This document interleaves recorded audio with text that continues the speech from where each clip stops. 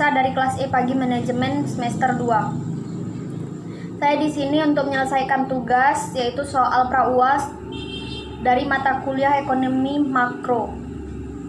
Baiklah, pertanyaan yang pertama ialah jelaskan bagaimana perubahan suku bunga dapat mempengaruhi permintaan uang di masyarakat sehingga mengakibatkan perubahan terhadap kegiatan ekonomi. Suku bunga itu adalah harga uang. Jadi, ketika harga uang naik, maka masyarakat enggan meminjam uang ke bank. Namun, kalau harga uang turun, maka jelas masyarakat akan banyak meminjam uang ke bank.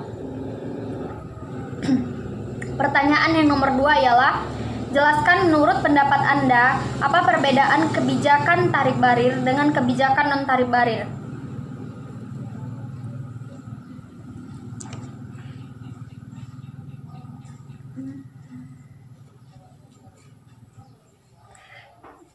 Kebijakan tarif adalah pengenaan pajak. Kebijakan tarif barir adalah pengenaan pajak terhadap barang-barang yang masuk ke dalam negeri yang pada akhirnya harga barang menjadi naik.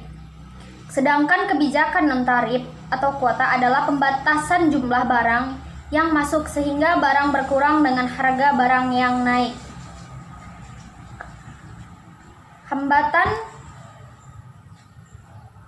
Hambatan tarif atau tarif barir adalah suatu kebijakan proteksionis terhadap barang-barang produksi dalam negeri dari ancaman yang membanjirinya. Barang-barang sejenis yang diimpor dari luar negeri dengan cara menarik atau mengenakan pungutan bea masuk kepada setiap barang impor yang masuk untuk dipakai atau dikonsumsi habis di dalam negeri. Sedangkan hambatan non-tarif barir adalah hambatan berbagai kebijakan perdagangan selain bea masuk yang dapat menimbulkan distorsi sehingga mengurangi potensi manfaat perdagangan internasional. Pertanyaan nomor 3 ialah, jelaskan bagaimana instrumen kebijakan ekonomi internasional. Instrumen kebijakan ekonomi internasional ini dibedakan berdasarkan kegiatan atau tindakan yang dilakukan. Setidaknya ada 3 instrumen penting yang ada di dalam kebijakan ekonomi internasional, yaitu 1. Kebijakan perdagangan internasional meliputi segala tindakan yang dilakukan oleh pemerintah terhadap sebuah rekening yang masih atau yang sedang berjalan transaksinya dari neraca pembayaran internasional, khususnya hal-hal yang berhubungan dengan kegiatan ekspor dan impor suatu produk, baik barang ataupun jasa. Jenis dari kebijakan ini seperti kebijakan tarif terhadap impor, bilateral trade agreement, dan masih banyak lainnya.